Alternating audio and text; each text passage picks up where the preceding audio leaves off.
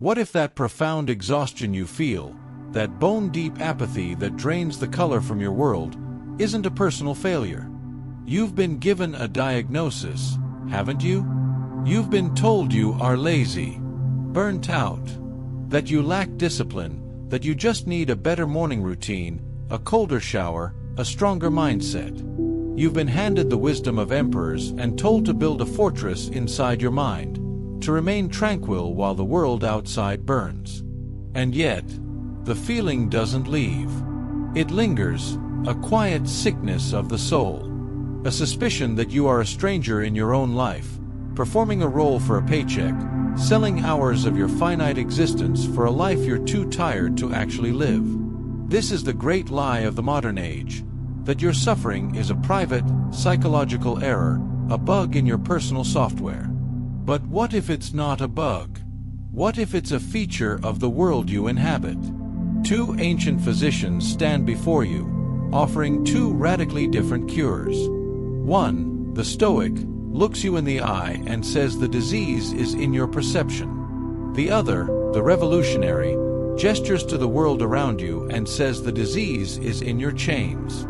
One offers you mastery over your mind. The other, war against the world. Here, we walk the razor's edge between these timeless forces. This is Legend's legacy, and our purpose is to uncover the epic battles of ideology that rage silently inside of you. You stand on the edge of the known world. The cold Danube wind whips at your purple cloak. You are Marcus Aurelius, emperor, philosopher, the most powerful man alive, and you are a prisoner of chaos. Beyond the river, barbarian hordes gather like wolves in the twilight. Behind you, the plague empties entire cities, a silent, creeping death that no army can fight. Your own court is a viper's nest of ambition and betrayal. The empire is groaning under the weight of its own immensity, and you are the pillar tasked with holding it all up. Everything outside of you is turmoil. Everything screams for your panic, your rage, your despair. And what do? You retreat, not from the battlefield, but into the one place no enemy can ever conquer, your own mind. You pick up a pen and write to yourself, not as an emperor, but as a student of the soul. You have power over your mind, not outside events. Realize this, and you will find strength. This is the Stoic promise. It is a forge, hammering the soul into an unbreakable weapon. The philosophy does not tell you to feel nothing. It commands you to understand what is worth feeling. The insult of a court rival, the betrayal of a general, the brutal turn of fortune, these are external. Smoke. They cannot touch your inner citadel, your reason, your virtue, your choice of how to respond. The Stoic teaches you to distinguish between the raging storm and the unshakable lighthouse within. It is the ultimate armor for a world on fire. A defiant declaration that your spirit can remain free, even when your body is in chains. It is the philosophy of a god-king. But, can it serve the worker? Now, the wind on your face is not the Danube breeze. It is the scorching breath of a furnace. You stand not in a Roman tent, but in a brick leviathan that sweats coal smoke.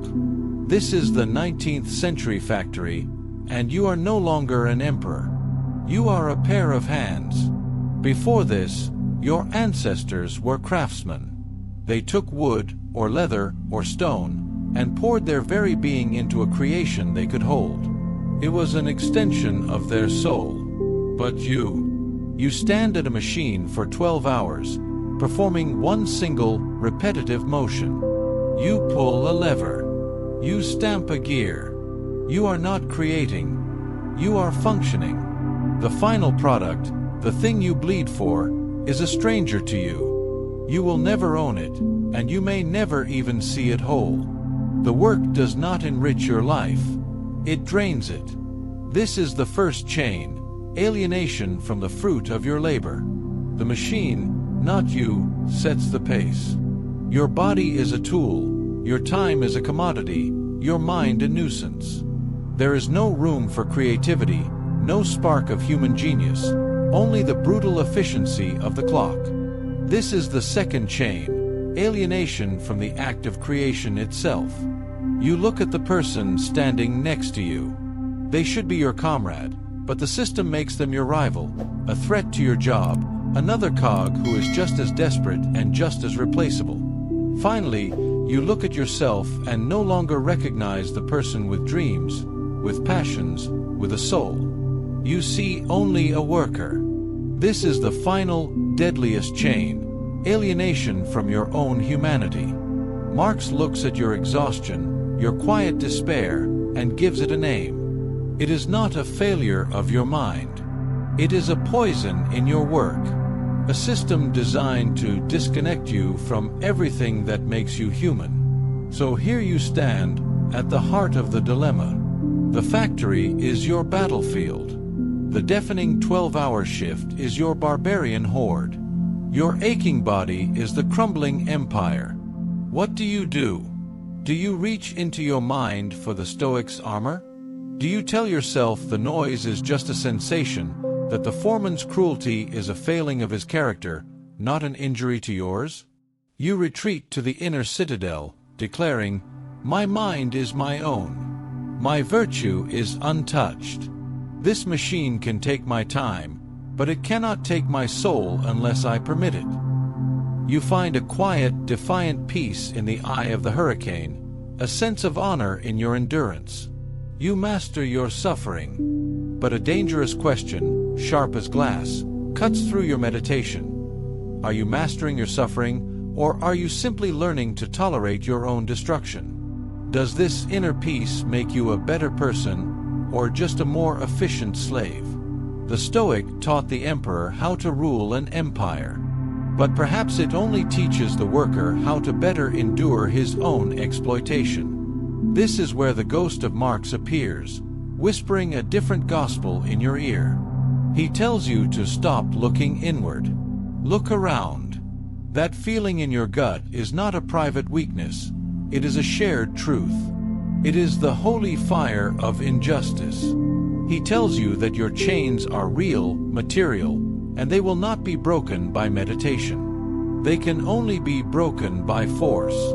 Your inner peace is a delusion, a comfortable lie you tell yourself while the house burns down around you. The Stoic offers you peace of mind. Marx offers you a war for your soul. One path leads to acceptance, the other to revolution. Which is the truer form of freedom? The factory is gone, but the ghost remains. It haunts your open plan office, your delivery route, your freelance deadlines. The specifics have changed, but the fundamental question burns brighter than ever. Today, the Stoic's voice is everywhere, repackaged as hustle culture and wellness apps. It tells you to optimize your mindset, to biohack your resilience, to find tranquility in the storm of a 60-hour workweek. And it is a powerful tool for survival. But you must ask yourself the hard question: where is the line between endurance and acceptance? When does a fortress of the mind become a prison of complicity, allowing the injustices of the world to continue, unchallenged, because you have found a way to not let them bother you? At the same time, Marx's anger echoes in every headline about inequality, in every protest that fills the streets. It gives a voice to your frustration, a target for your discontent. It reminds you that you are not alone. But its path is also fraught with peril. When does righteous anger curdle into bitter resentment? When does blaming the system become an excuse for abdicating your own power to choose your response, to find moments of grace in an imperfect world? The final, terrifying truth is that there is no easy answer. The cost of truth is paid every day. To live as a Stoic is to risk ignoring the fire. To live as a Marxist is to risk being consumed by it. Legend's legacy does not exist to give you answers, but to arm you with better questions. The real battle is not between an emperor and a revolutionary. It is within you right now. Whose ideology cuts deeper into your soul? The philosopher king who commands the self, or the revolutionary who demands a better world? Share your thoughts in the comments. The debate is now yours. And if you believe that these are the conversations that matter, subscribe. Your journey into the heart of legacy has only just begun.